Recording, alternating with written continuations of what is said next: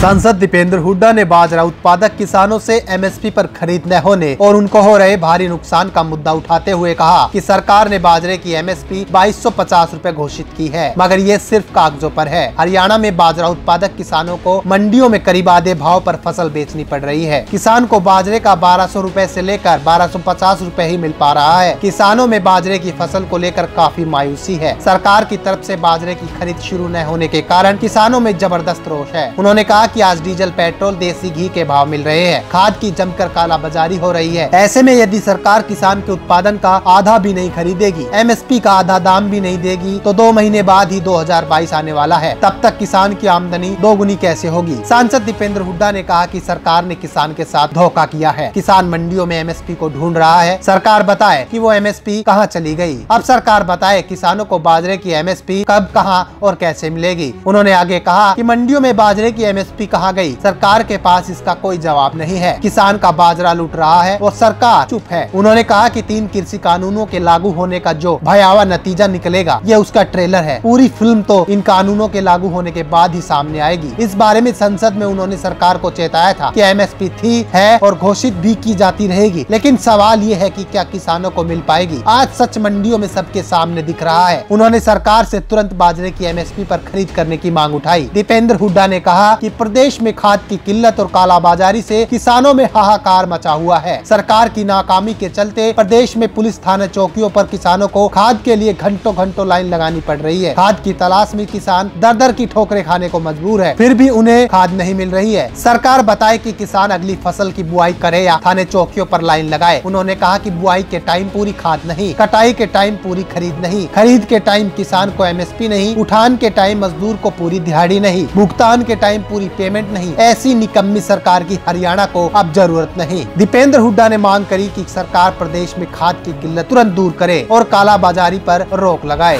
हल्ला बोल हरियाणा।